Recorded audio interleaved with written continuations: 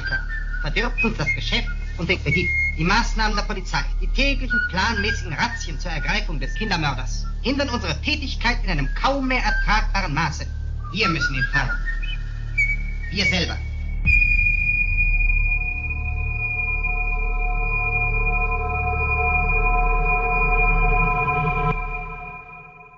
Hello everyone and welcome to the latest episode of the Moviescramble podcast, your beacon of calm and consistency in these ever-changing times. Having successfully staged our coup, I am joined by the lovely John tonight. How are you?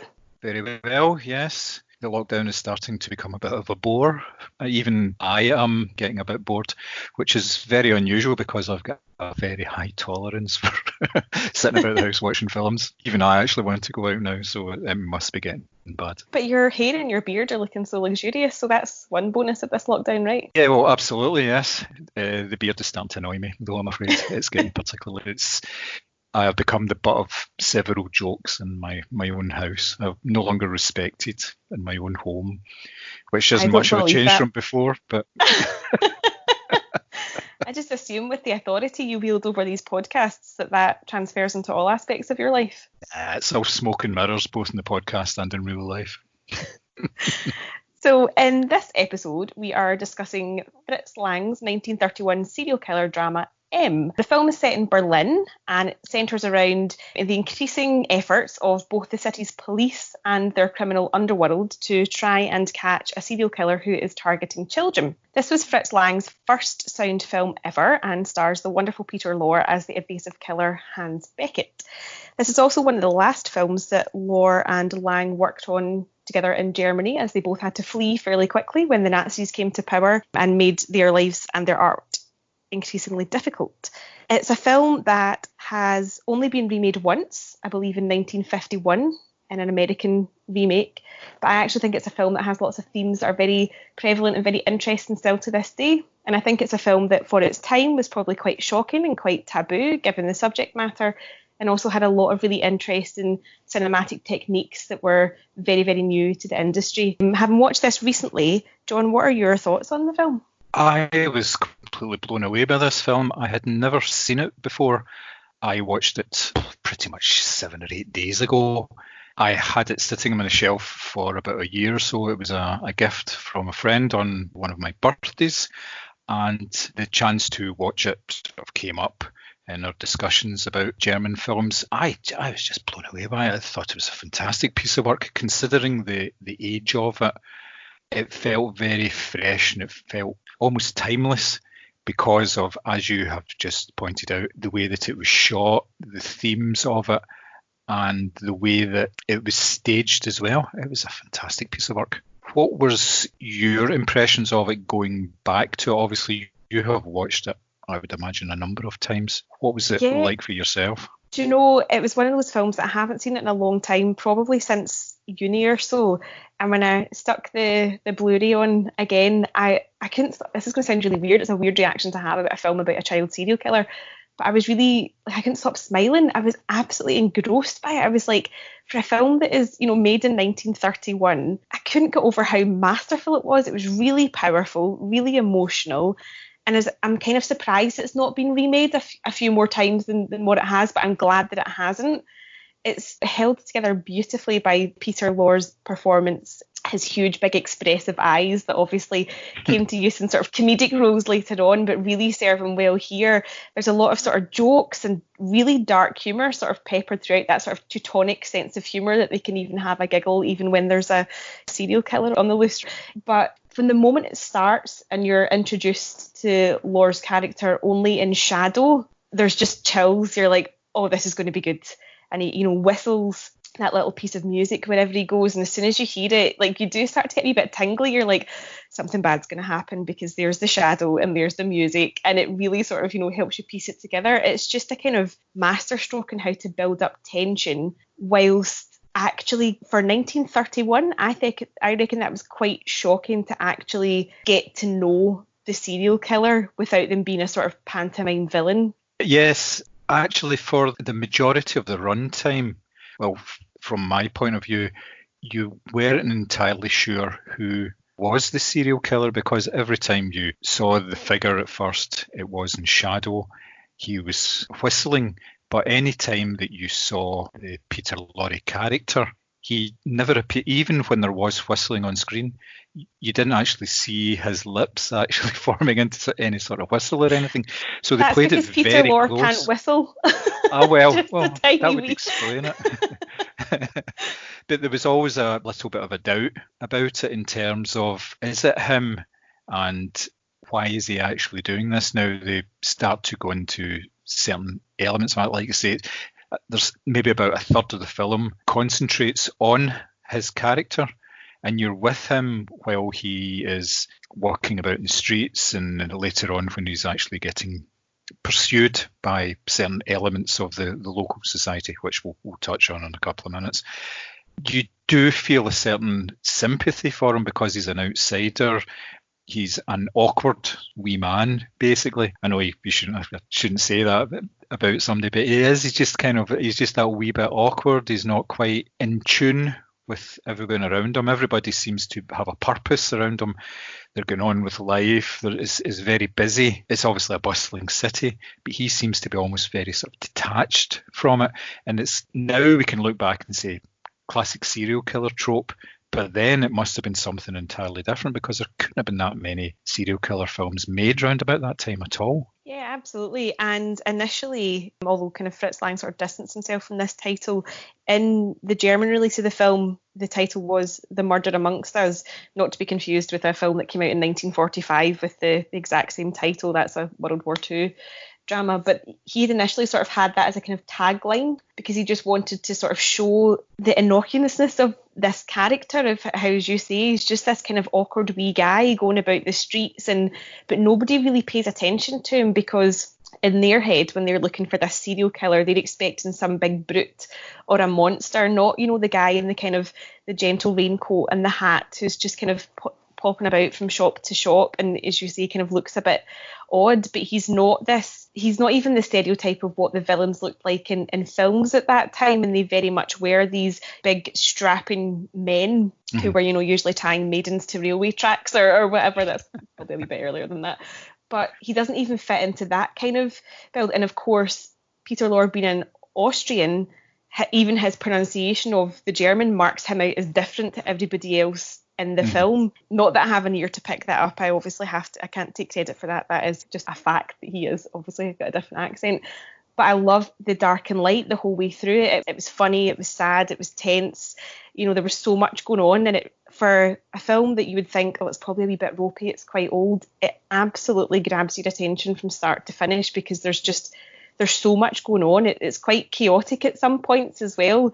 But it's definitely a film that absolutely holds your attention from start to finish. Again, if you just, the 1 inch barrier, we'll keep coming back to it. If you get over the subtitles, it's just a really entertaining watch, and really quite different, I would say, even for films of that era, and the fact that it does go into some sort of psychological analysis of his character. In sort of a wider scope as well, it goes into psychological characters that are around him, like how society reacts. Now, when the serial killer starts to hit, the local populace is obviously up in arms about it, so therefore the police have to do something about it.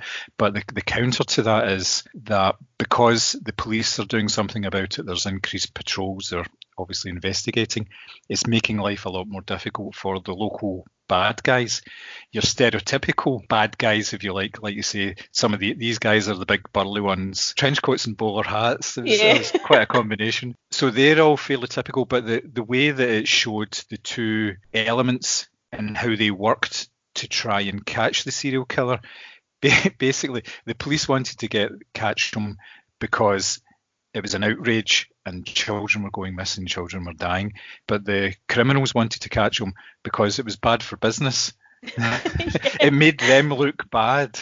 Yeah. So they obviously get involved as well. And I really liked that element of it, because I can't really remember seeing anything like that in any other type of film where you had the bad guys teaming up to get another bad guy, just because of it's not good for the local business. It's ruining it for everybody. That kind of idea. It was I know, it's something a bit this strange. Good, honest thieving. I love that. Yeah. I love the scene where they obviously crossfade between the police making their plans and bad guys making their plans of how they're going to catch him. And to me, it almost feels like an episode of Columbo in that sense. And I like Columbo because it's the only one where I know who the killer is and I don't have to do any thinking. But and you are kind of introduced to this character and you're like, yeah, that's definitely him. But then there are these moments, like during the sort of maybe kind of first third of the film, where you're introduced to the kind of pathetic side of him and you're like, oh God, well, he's not in the same league as, these big guys that are all sitting around the table, or the ones that are, faking their papers in the pubs and stuff like that. He's not like them. He seems a bit odd. And I love that contrast as well, because it really plays with your expectations. But as I say, I love this idea of like this criminal underworld being upset that they can't continue to go about their business because there's a serial killer on the loose. It's really cleverly done. There was a scene where there was a policeman interrogating not a suspect for a serial killer, but one of the bad guys, because he'd been caught in the act of trying to catch M, as he's been labelled. And their scene was very good because at first the criminal had the upper hand because he was saying basically, you can't touch me, copper. And then when it really turns around, it really switches around.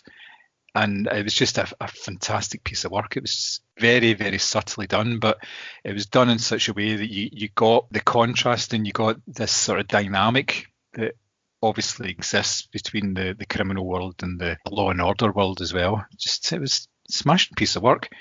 Now, you touched on it right at the top of your introduction there, about the way it was shot. There was some real nice touches in terms of the use of cameras and things like that, shooting from very strange angles to give the audience a sort of different perspective. Like there was a particularly memorable scene where they shot the police captain from under his desk. And it was the most unflattering angle for him that you could possibly imagine. But it just showed that it's almost like it's Swan-like, because if you look at him above table, he's quite relaxed, nervous, but you can tell he's just all sort of pent up and he's a bit dishevelled and everything. It's like sort of a two halves thing.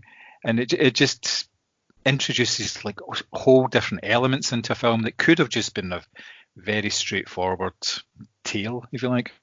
Absolutely. And even at the beginning of the film, when the mother is shouting for her daughter to come in for lunch, it was almost like, I don't know what the technical term is for it, but it's like, do you know what they call like a trombone shot? Yes. So when the mother looks over the stairs to try and get her daughter to come in for lunch, and all of a sudden this little apartment block, the stairs seem to go on forever and ever, and I was like, oh my God, how did they achieve that? Like back then, what did they do? How did they get the camera to sort of pick that up? And as you say, there were so many times as well where like people were looking in windows or they were looking in mirrors, and then the camera sort of switched round and you realised that you had been looking at the reflection and not like what the person was seeing. It's so clever. Yeah, there's obviously an awful lot of thought put into it, basically because it makes it a far more entertaining film when you've got these elements, because it always keeps your attention. Because as I've said just a couple of minutes ago, the story itself could have been fairly pat. It could have been just, it was okay, but it's just the way that it's been brought to the screen, the various elements, and obviously Peter Lorre as well. He was just fantastic in it. What did you think of the restoration work on the film? There's a nice piece on the actual Blu-ray. The Blu-ray set itself, the Eureka set, has a Blu-ray version of it, which is fully restored, but it also has this old English version of it. So I don't know if you get a chance to see that at all. And obviously that's a lot closer to how the film was before it was restored. The differences between the two it's night and day. It's so clear, so crisp, the restoration, whereas the old one's all pops and it's quite dark and gloomy, and it's just absolutely amazing. I couldn't believe how well it's sort of cleaned up.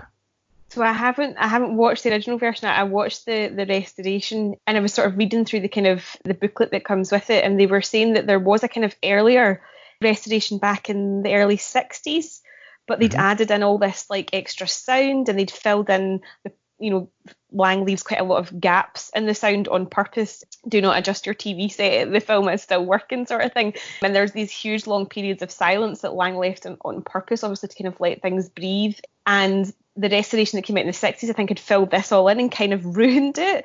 So I like the fact that this version is really although albeit it's cleaned up, it's very faithful to his sort of original intention for the film. But I'll go back and take a wee look at the original as well, actually, because that would be good fun. Yeah, it's kind of strange. The original, it was a British release. So, and it said in the notes that it had been done alongside the original German release, but from what I've seen of it, it's actually just dubbed. It's just the German version dubbed, apart from a few key scenes where Peter Lorre actually speaks in English. He has a big scene towards the end of the film, and it's him speaking in English in that. And some of the minor characters in the English version are different to the German characters. I don't know why that is, but I think the majority of the film actually is just the original film, but has had English voices put over it, and it's really weird listening to some of the English voices because they're so out of place. It just doesn't fit at all. It's like these wee East End washerwoman types when it's the two women speaking. It seems really weird just after watching the German version with the original dialogue in it. So I don't think it's really worth watching it all the way through, but have a quick skim of it. It's definitely worth looking at it just for sort of comparison purposes, but it's vastly inferior to the original.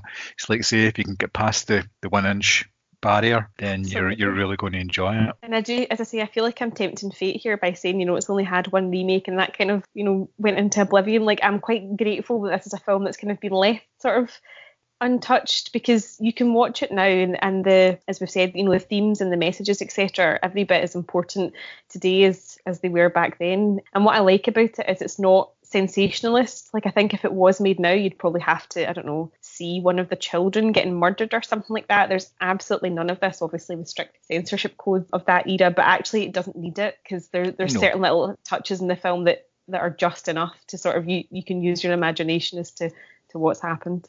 Yeah, you don't see anything, basically. Even like in a modern remake, you might actually see something, but you would at least see the aftermath. You would see a child's body being discovered or something like that, but everything is done just through dialogue and news reports, that kind of thing, or posters saying that a child's missing or a child has been found. And yeah, they avoid that, and it's completely unnecessary because you're sympathising with the main character, and that would pull you away from sympathising with them. So it keeps the audience in its toes as well, because you're rooting for this guy in a way, because he's being pursued by everybody at the same time. He's very much an underdog, and obviously everybody likes an underdog.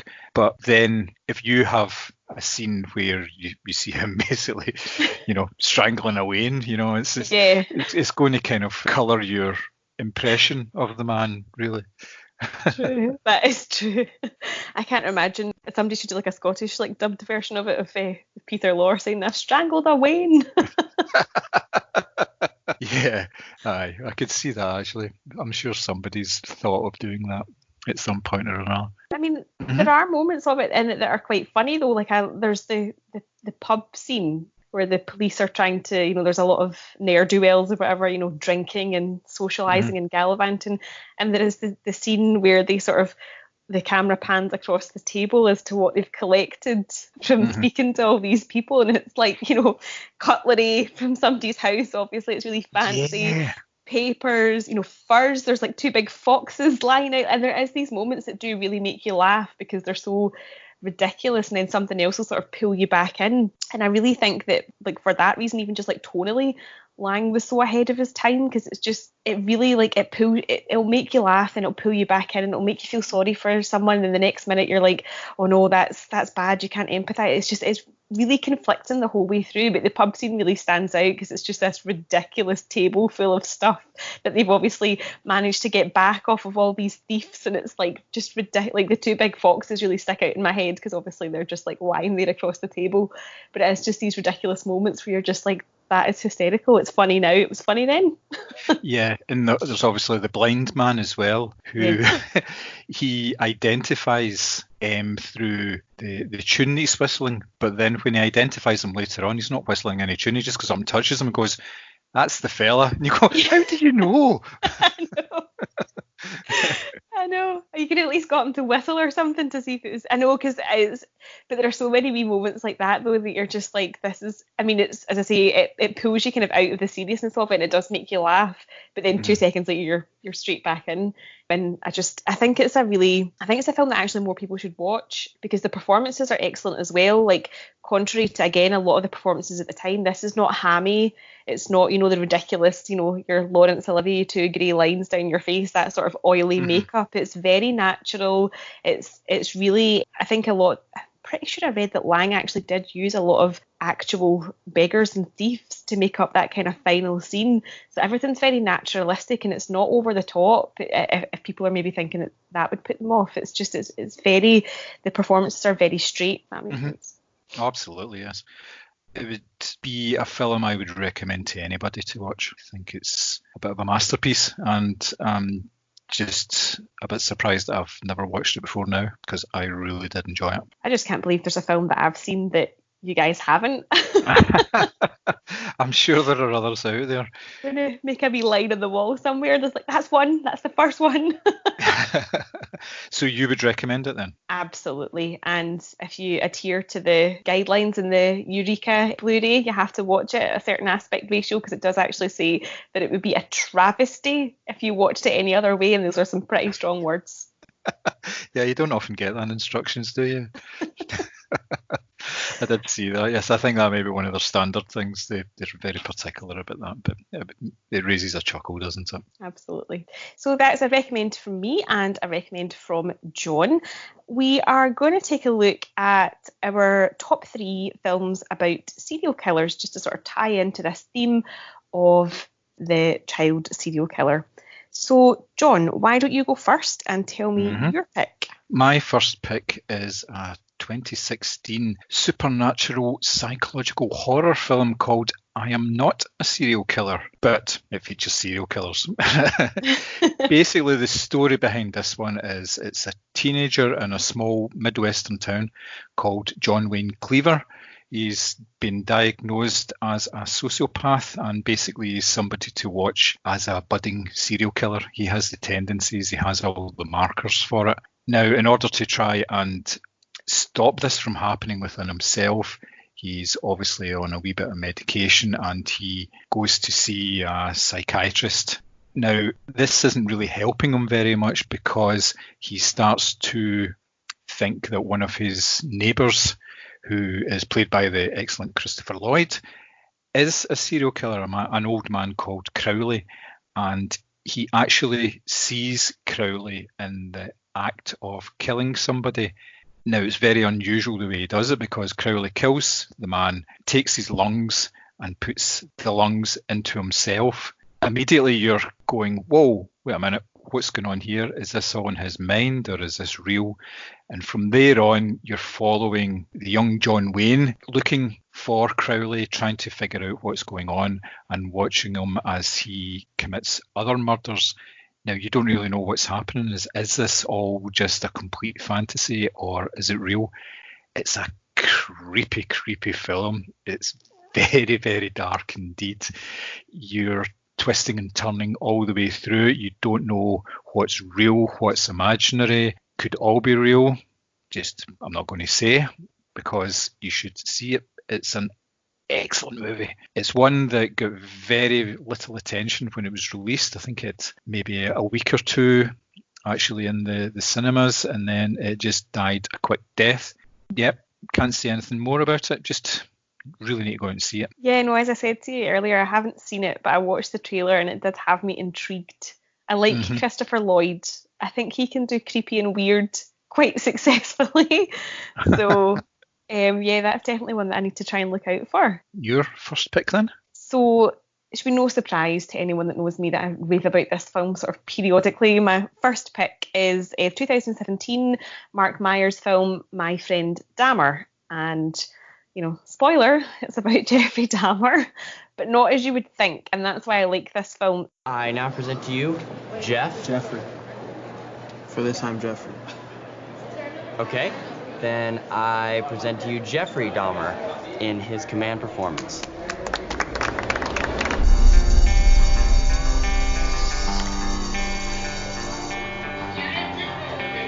Wait, Dahmer, you dumbass. I wish I had a best friend. Jeff's a little off, you know? I think he's kind of hilarious. Hey, Jeff, do you want to come sit at our table? I think that we should form a fan club. With you as our fearless leader, we can really disrupt this school. Everybody ready? So this is based on a graphic novel that was written by one of Jeffrey Dahmer's classmates. So this is actually a film about Dahmer's period in high school. Dahmer is played by Ross Lynch, who apparently used to be on some cheesy stuff in the Disney Channel, and my God, what a transformation. He is utterly terrifying in this. But what I like about this film is it's not really nudge, nudge, wink, wink. Here's some foreshadowing for, what he got up to as a young man or anything like that. It's very much played as, here's a very troubled teenage boy who is, faking epileptic fits because he has no friends at school and this is the only way he can get attention. His mother sort of periodically goes off to rehab because she's got mental health issues and addiction issues, and his dad doesn't really know what to do with him, so he gives him acid to play with because he works for some sort of pharmaceutical company. And in the background of all this, Jeffrey Dahmer is really struggling with his sexuality because he's starting to realise that he is gay. But sort of in amongst all this, I know that kind of sort of paints a sob story, but it's definitely not asking you to feel sorry for him. It's just not necessarily casting him as a villain. And I think that's why I really liked it, because it really sort of played around with this whole idea of, should you feel sorry for someone like that? Or, is it this kind of classic nature versus nurture situation? Would he turned out differently if he had friends, if his parents were more attentive? And that's really cast up through his brother, who also obviously features in the film, who obviously did not turn out to be a serial killer. So it does raise a lot of questions, and it's very, very interesting. And I think that, Ross Lynch is absolutely brilliant in this, because he sort of plays the role as if he has no idea how this guy's life is going to turn out. And it really caught my attention at the film festival. I just think it's an excellent piece of cinema, and I can't praise it highly enough. It's just a really good watch. Yeah, I did see it at the time. It's an excellent movie, all based around that central performance. And like you say, it's because there's no sort of foreshadowing of the fact of the man that he's going to become. He's just a troubled soul through most of the film. Now, obviously, that doesn't forgive what he actually became, but the film isn't trying to do that. The film is just laying it out, saying this is what he was, and these are possibly some of the reasons why he turned out what he was like. And it doesn't cast any judgments at all. Yeah. It just looks at the character and looks at his background. And for me, just saying that, it sounds a wee bit dull, but it's not at all. It's engrossing. Yeah. And that's mainly to do with the central portrayal. I had seen Ross Lynch in a number of things before, but as you say, it was all Disney things, and it took me about 45 minutes to figure out, where have I seen this guy before? I've seen him in something, and it was just, I know now because I've watched him like 3 times a day with the kids. That kind of idea. It was a very, very different type of performance, but yeah, it worked very, very well. It's an excellent choice. Thank you very much. Your next pick? My next pick is a 2018 film called Bloodline. This stars Sean William Scott as Evan, who is a high school social worker who has just got a new baby, and he is not coping particularly well with the adjustment in his life. Not the fact that he's married with a new baby, but there's a big difference in his life, and he's not able to sleep properly, and he's not focusing. What he does is he has to find a release for the pressures that are on him. Now, as a social worker within a high school, he has to be sort of a beacon. He has to be the confident adult in the room when he's talking to all these kids. And as he starts talking to the kids, he finds out that a lot of their problems have got to do with the fact that they are being bullied or abused or basically just ignored. And he decides that he can do something about that by getting rid of all the people who abused, bullied and ignored him. And he goes about that in a very particular way, which is basically a lot of serial killer traits, the things he gets up to. It's creepy, it's bloody, it's gory, and it's a very chilling central performance from Sean William Scott, because as with a lot of serial killer portrayals, they are sort of made out to have no emotions. They're very calm, almost too calm at times, and it works very well in this situation because of these times when it's nice and quiet. He's in his family situation, and then it suddenly switches to him like putting a pair of scissors through somebody's chest. It's just it's fun. I know you shouldn't say that about a film where they're doing things like that, but I saw this at Sitges back in 2018 in an audience who were totally up for watching something like it. It was a great experience. I would again I'd recommend it. There are sort of elements to that as well, and it's on Netflix at the moment, so anybody can watch it that wants to, and I would highly recommend it. I need to get that watched then. That sounds excellent. I didn't realise that was on. That sounds, actually, do you know what? Having watched like the nice stuff, like Booksmart, we obviously watched Very Bad Things last night, and I've discovered that violence is getting me through lockdown, I think, is the thing. So I'll definitely need to give that a watch. That sounds brilliant. Your second pick? So my next pick is actually, I think this is one of my favourite Hitchcock movies, but everyone that I have shown this to has said that it's disgusting. So I'm going to go with 1972's Frenzy. The plot of it is basically there's the necktie strangler who is a sort of raping and murdering women in London, and I think I can quite safely say this is one of Hitchcock's more graphic murder thriller films. There's quite an infamous scene with Barbara Lee Hunt that I won't go into detail of, but it's very shocking. I mean, it sort of continues this sort of wrong man theme that goes through a lot of Hitchcock movies, because you've got two friends played by Barry Foster and John Finch. Barry Foster's Robert Rusk as the necktie strangler. No spoilers, that literally happened very early on in the film. But it's his friend who's pursued as being the villain. And it's a film that will never make you think of the word lovely in the same way ever again once you've watched it. I think it really gets under your skin. And it's probably the most obvious example of this sort of rumoured misogyny that Hitchcock is said to have. You know, women are treated really badly in this film. There's a scene where a woman's body is sort of lumped in with a sack of potatoes, and you just see the kind of limbs sort of flying about. It's a sort of return to London for Hitchcock. He shot a lot of movies in America, and he sort of came back and shot this movie in London. I think his cameo is quite early on when they find a body floating up the Thames. And it's a film that's actually got a lot of like really good British talent in it as well. So you've got like Anna Massey, Billy Whitelaw, Clive Swift and Bernard Cribbins. So there's a lot of kind of known faces in the film, and you're all kind of, you're like, oh, I didn't expect you to sort of pop up in this film. But it's, again, it really holds your attention, but it's definitely Hitchcock's most shocking, I would say, but a really good watch. And perhaps if you watch it and think it's disgusting, then it really is just me that enjoys this. But I really like this movie. It's one that I have, but I've not watched. I am planning to do a wee bit of a Hitchcock marathon and watch a few movies that there's a nice sort of 16 film box set that I've got, so I need to start working my way through some of the ones that I've never seen, including probably maybe 3 or 4 that you have mentioned before, like Shadow of the Doubt and this one, and I think Family Plot as well. Was that his last film? Yeah, that was. I've actually never seen that either. I think we might have the same box set. Is it the one with the kind of brain on the front and it's got all the different coloured, like the films come with stories? Possibly. I'm not sure. There was two separate 8-disc sets, and they brought it into one sort of 16-disc set from a couple of years ago when it was all DVDs rather than Blu-rays. Yeah. And I've watched a few of them and rewatched some of the more famous ones, but for some reason I've not been in the mood to watch them. But the more we talk about Hitchcock, the more that I want to actually watch more of them, because it is a bit of a gap in my film watching knowledge, I'm afraid. I'd be really keen to hear your thoughts on that then once you watch it.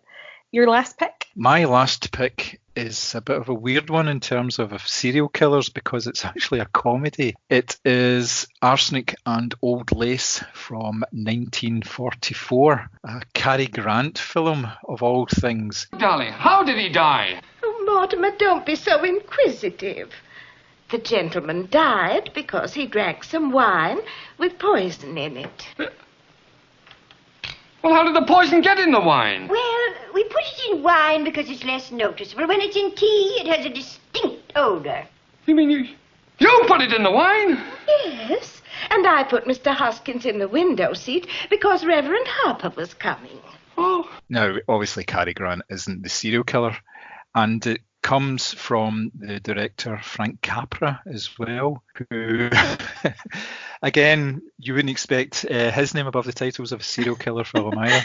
It is something a little different. Basically, Cary Grant is Mortimer Brewster, who was a former confirmed bachelor and has now decided to get married. And what he does is he goes back to his old home where his old aunts are staying, and his brother Teddy lives, basically in order to give them the good news. He sits down at a bench and finds that there's a body inside the bench. He initially thinks it's Teddy because Teddy is a little on the eccentric side, shall we say. He thinks he's Theodore Roosevelt, and he's basically in battle all the time. So he thinks it's Teddy until the two aunts say, "Oh no, that was us. We did that. That's what we do. We put up a notice for these elderly gentlemen who come along, and they basically help them pass." Give some cyanide and arsenic, and basically they get Teddy to dispose of all the bodies in the cellar. Now, obviously, Mortimer is totally affronted, and he tries to manage the situation. So the remainder of the film is a slapstick comedy with him trying to basically get through the day without implicating his aunts in this multi-murder. And it only gets worse and worse because there's other characters that come in. There's his other brother that comes in who looks a little like Boris Karloff. He's been changed to look a little like Boris Karloff. And we've got a link there. Peter Lorre comes in as the physician for this other character. And he turns out to be a serial killer as well as the aunts as well. So, and it's just crazy. It's just a mad farce, and it's just wonderful. It's just an absolutely fantastic film. It zips along. It's really, really fast. I mean, it's nearly 2 hours long, which is quite long for a comedy. Is it as long as that? Yeah. Yeah, but it works so well. It's just funny, and Cary Grant is just at the top of his game. I mean, you're talking mid-40s Cary Grant. It doesn't get much better. He's been through the whole Howard Hawks phase and everything, so he knows these type of comedies inside and out. His timing is impeccable, and it just consummate actor, consummate comedian. Loved it. Absolutely, I couldn't agree more. That's one of those like sort of old classics that I can keep going back to. And like what we said about, Peter Lorre's eyes and M, there's so many facial expressions that Cary Grant, and it is sometimes literally just raising his eyebrows in this film, but you will end up just gutting yourself. You're right, he's on top form. It's a brilliant, brilliant pick. Your last pick? I feel like I'm ending on a bit of a down note because this is an Asian extreme. I'm going from lovely light Cary Grant to I Saw the Devil from 2010. This is a Ji-Woon Kim film, and I'm kind of cheating a little bit, although there is a serial killer in this film, but it's a kind of serial killer meets revenge story. So basically, there is obviously a serial killer on the loose, played by Choi Min-sik, and he's specifically targeting young girls and women. And the film kind of, very early on in the film, there's a head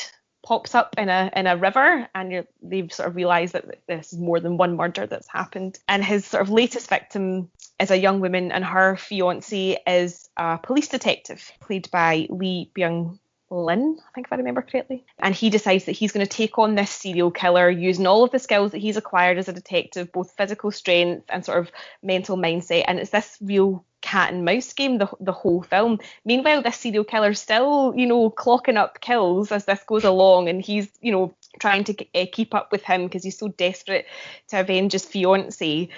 And I can't really say too much more than that without giving away the plot. It's extremely violent, and what I will say is there's a scene in a taxi that's become quite famous, and you will hold your breath the entire time because the actors are dripping in sweat. It's so tense. You'll be on the edge of your seat, and putting it politely, you can hear every bone crunch.